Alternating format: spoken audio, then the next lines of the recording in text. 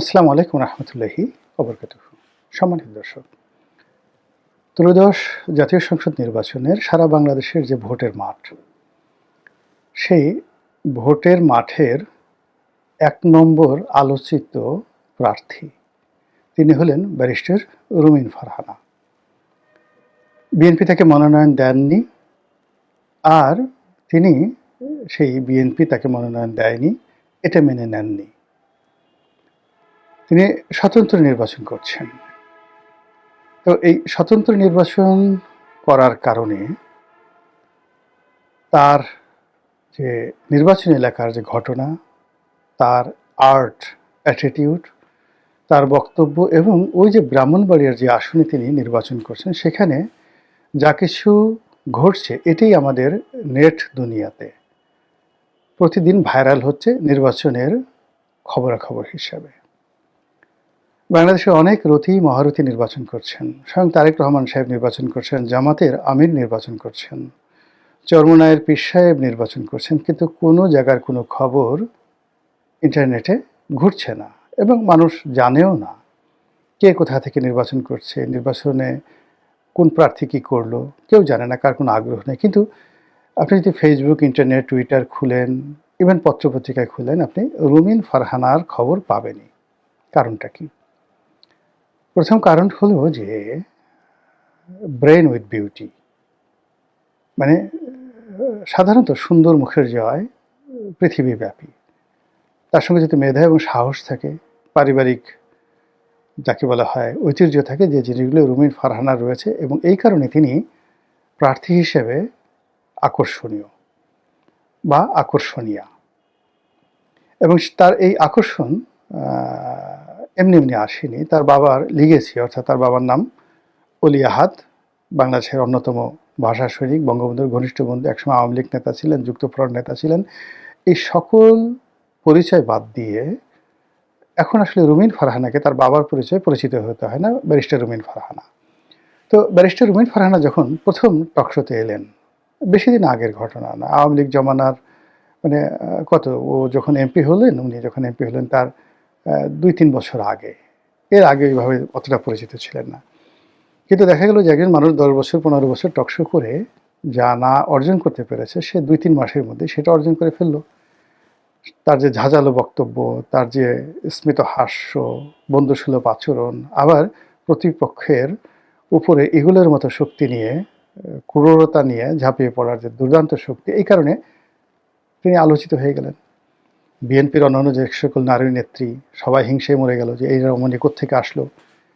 তারপরে এ কী বলে, সবাই তাকে নিয়ে নাচানাচি করছে। বিএনপির সব নেতারা, মানে একটা টপ টু লো, শুধু রুমিন ফারহানা, রুমিন ফারহানা, রুমিন ফারহানা, রুমিন ফারহানার জিকিরে মানে বিএনপি এ, মানে বলতে গেলে সবাই, মানে তার চেয়ে প্রভাবশালী নেত্রী কেউ ছিল না সেই ২০১৮ সন পর্যন্ত।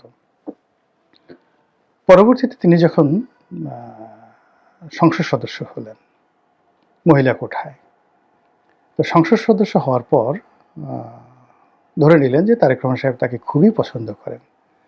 আর এটা নিয়ে তো মানুষ নানা রকম কথাবার্তা, কেন পছন্দ করেন, কী কারণে পছন্দ করেন, সূত্র কী, ডাজ নট ম্যাটার। রুমিন এগুলো নিয়ে কোনো চিন্তা ভাবনা না করে সে তার সংসদে তার দায়িত্ব কর্তব্য প্রাণান্ত চেষ্টা করলো এবং দলকে সেভ করার জন্য, দলের আইডিওলজি আপহোল্ড করার জন্য সে সংসদে আমি মনে করি যে সর্বোচ্চ ত্যাগ স্বীকার করেছে। এরপরে যখন সেই সংসদ থেকে তিনি পদত্যাগ করলেন, সবাই ধরে নিলেন যে সামনে যে নির্বাচনে আসবে বিএনপি থেকে যদি একজন রমণীকে মনোনয়ন দেওয়া হয়, রুমিন ফারহানা সেখানে পাবেন। দলের ভিতরে তার একটা জনমত তৈরি হলো, নির্বাচন এলাকায় তৈরি হলো। তারপর যাকে বলা হয় সাধারণ যারা এলিট মহল, বিশেষ করে প্রথম আলো, ডেইলি স্টার গ্রুপ, তারা সবাই রুমিন ফারহানার পক্ষে অবস্থান নিল। কিন্তু এর মধ্যে যেটা করলো রুমিন, আর সেটা হলো এই গত ১৭ মাসে এই যে বিএনপির লোকজন যে সকল চাঁদাবাজি, দুর্নীতি, অনিয়ম শুরু করেছিল, এইগুলোর ব্যাপারে তিনি প্রতিবাদ শুরু করলেন। এবং বিএনপির মধ্যে পদপদবি, যেমন আমি প্রতিবাদ করেছি প্রথম দিন থেকে, কিন্তু আমি তো আসলে বিএনপির কোনো পোর্টফোলিওতে নেই, আমার কোনো সাধারণ মেম্বারশিপ নেই। কিন্তু রুমিন তো মানে এমপি ছিল, বিএনপির এমপি ছিল, তারপর বিএনপির সহ আন্তর্জাতিক বিষয়ক সম্পাদক, এরকম একটা পদ পদবিতে আছে। তো কাজেই তার এই বক্তব্য দলের যারা কর্তা ব্যক্তি তারা গুস্সা করলো যে সে দলের ভিতরে থেকে এভাবে দলের বিরুদ্ধে বলে, এবং আস্তে আস্তে আস্তে আস্তে তার থেকে মুখ ফিরিয়ে নেওয়া শুরু করলো। আর যত মুখ ফিরিয়ে নেওয়া শুরু করলো, রুমিন তত বেশি বেপরোয়া হয়ে যাওয়া শুরু করলো, এবং শেষমেশ তাকে মনোনয়ন না দিয়ে ওখানে জোটের একজন প্রার্থী জুনায়েদ হাবিবি তাকে দেওয়া হলো, এবং রুমিন ঘোষণা করলো যে আমি স্বতন্ত্র দাঁড়াবো, এবং সে স্বতন্ত্র দাঁড়িয়েছে। তো তার এই স্বতন্ত্র দাঁড়ানোর কারণে পাবলিক সেন্টিমেন্ট, তার এলাকার ভোটারদের সত্যিকার চিত্র আমি বলতে পারবো না, কিন্তু ইন্টারনেটে যে ভাইব দেখি সেই ভাইবের শতভাগ এখন রুমিনের পক্ষে। এবং রুমিন এর যে এই মুহূর্তে তার যে স্টার, মানে পলিটিক্যাল স্টারশিপ, এটা অ্যাঞ্জেলিনা জলির মতো, বা এটা শাহরুখ খানের মতো। এবং সেই যদি রুমিন একদিকে মানে জনসভা করে ব্রাহ্মণবাড়িয়াতে, আর অন্যদিকে যদি বিএনপির সর্বোচ্চ নেতারা সবাই দলে বলে সেখানে জনসভা করে, যদি বাইরে থেকে লোক না নেওয়া হয়, তাহলে সেখানে রুমিনের জনসভাতে বেশি হবে না বিএনপির জনসভাতে বেশি লোক হবে, এটা প্রশ্ন সাপেক্ষ বিষয়। এটা ঢাকা থেকে আমরা বুঝতে পারবো না। তো যাই হোক, সেই রুমিনের একটি ভিডিও রীতিমতো ভাইরাল। বক্তব্য হলো যে নির্বাচনের এখন প্রচার প্রপাগান্ডা বন্ধ, উঠোন বৈঠক করতে পারবেন, মাইক ব্যবহার করতে পারবেন না। এবং সেই অর্থে রুমিন একটা জায়গাতে নির্বাচনের প্রচারণা চালাচ্ছিলেন। তো সেখানে জনক ম্যাজিস্ট্রেট গেলেন, যাওয়ার পরে তিনি একেবারে ম্যাজিস্ট্রেসি পাওয়ার দেখিয়ে 40,000 না 60,000 টাকা তিনি সেখানে জরিমানা করলেন। এবং এরকম একটা পরিস্থিতিতে রুমিন সেখানে খুব একটা বিব্রতকর অবস্থায় পড়লেন, এবং তিনি যেটা বলার চেষ্টা করলেন যে আপনি তো আমার এখানে খুব দাপট দেখালেন, ম্যাজিস্ট্রেসি দেখালেন, কিন্তু বিএনপির প্রার্থীর ব্যাপারে তো আপনি কখনোই, বা বিএনপির জোট যে প্রার্থী বা বিএনপির নেতারা যে প্রতি মুহূর্তে নির্বাচনী আচরণবিধি ভঙ্গ করছে, তাদেরকে তো আপনি কোনো জরিমানা করলেন না। বরং আমি বিএনপির, রুমিন বলছিল যে আমি আপনার অফিসে গিয়ে সেই আচরণ ভঙ্গের, বিএনপির প্রার্থীর আচরণ ভঙ্গের ব্যাপারে অভিযোগ দিয়ে আসছি, আপনারা কোনো অভিযোগ তো গ্রহণ করেনই। উল্টো যেটা হলো, আমি এই যে আপনাদের কাছে অভিযোগ করেছি এই জন্য আমাকে এবং আপনাদেরকে একসাথে টিটকারি করছে। তারা বুড়া আঙ্গুল দেখিয়ে, তর্জনীটা মানে থাম যেটাকে বলা হয়, সে বুড়া আঙ্গুল সে বলছে যে ওই ম্যাজিস্ট্রেট আমার ঘোড়ার ডিম করবে, প্রশাসন আমার ঘোড়ার ডিম করবে, এই ধরনের কথাবার্তা আর কি। আপনি বুঝেন যে একটা ঘোড়ার ডিম বললাম ভদ্র ভাষায়, কিন্তু আঞ্চলিক ভাষায় এটাকে আরও বাজে কথা বলা হয়, বয়াকারে বা দিয়ে বলা হয় আর কি, বা তালিবর সায়কারে সা দিয়ে বলা হয়। এইরকম কথাবার্তা সাধারণত এই রাজনৈতিক ময়দানে এগুলো প্রকাশ্যে মাইকে অনেকে বলে। ওই দেখুন হাদি বলছেন অমুকের ড্যাশ ম্যাশ ছিঁড়ে ফেলো, সব এরকম আর কি কথাবার্তা রাজনীতির ময়দানে এখন এটা ভাত মাছ হয়ে গেছে। তো সেই কথাটাই রুমিন বলার চেষ্টা করছেন, কিন্তু ছবিটা যেভাবে আসছে অ্যাজ ইট ইজ মনে হয়েছে যে ব্যারিস্টার রুমিন ফারহানা ওই ম্যাজিস্ট্রেটকে বুড়ো আঙুল দেখিয়েছেন, কিন্তু ঘটনা তা নয়। তিনি বলার চেষ্টা করেছেন যে আসলে আপনাদেরকে অন্যরা বুড়ো আঙুল দেখাচ্ছে, সেখানে আপনারা কিছু করতে পারছেন না, আর আমরা আপনাদের অনুগত, আমাদের কাছে এসে আপনারা এখানে জরিমানা করছেন, ম্যাজিস্ট্রেটকে দেখাচ্ছেন, কিন্তু দিস দ্য ফার্স্ট টাইম, এইবার আপনাদের হুকুম মানলাম, কিন্তু দ্বিতীয়বার আর মানব না। এখন এই যে তার যে ক্রোধ, তার যে চোখের অগ্নিস্ফুলিঙ্গ, বা তার যেভাবে সে একেবারে রায় বাঘিনীর মতো ওখানে ঝাঁপিয়ে পড়েছিল, এটা তিনি কেন করলেন? তিনি তো আসলে এরকম করেন না। তিনি সদা হাস্য, ওয়েল বিহেভড, ওয়েল ম্যানার্ড, ভদ্রলোকের সন্তান। তো রাজনীতির ময়দানে তিনি ওখানে ওইরকম দেখালেন কেন? অনেকটা হাসনাতের মতো, মানে উনি সেখানে একটা জিদ দেখানোর চেষ্টা করলেন, কারণটা কি? বা নাসিরুদ্দিন পাটোয়ারির মতো কেন? মূল ব্যাপারটা হলো এটা রাজনীতির ময়দানের একটা ট্র্যাডিশন হয়ে দাঁড়িয়েছে।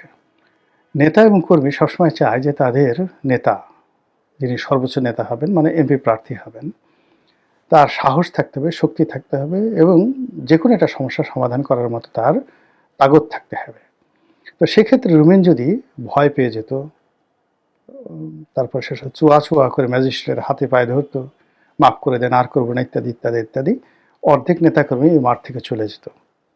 এটাই নিয়ম। কিন্তু ওই যে রুমিন যে রাগ হয়ে গেছে, চোখ গোল গোল করেছে, আশেপাশের নেতারা সবাই বলা শুরু করেছে যে না, নেতা তো এরকমই হওয়া উচিত, এর সাথে কাজ করলে সে আমাদেরকে ছেড়ে যাবে না, একে যদি কেউ আঘাত করতে আসে সে সহজে কাউকে ছাড়বে না, সেটা মিলিটারি হোক, ম্যাজিস্ট্রেট হোক, কাজে আমরা নিরাপদ।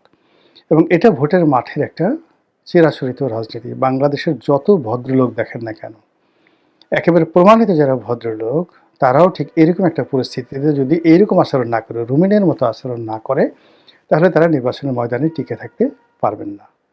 দ্বিতীয়ত, এখানে রুমিন যে কোনোভাবে রুমিনকে প্রভোগ করা হচ্ছে, তাকে একটা কন্ট্রাডিকশন অ্যান্ড কনফ্লিক্টে ফেলে দেওয়া হচ্ছে।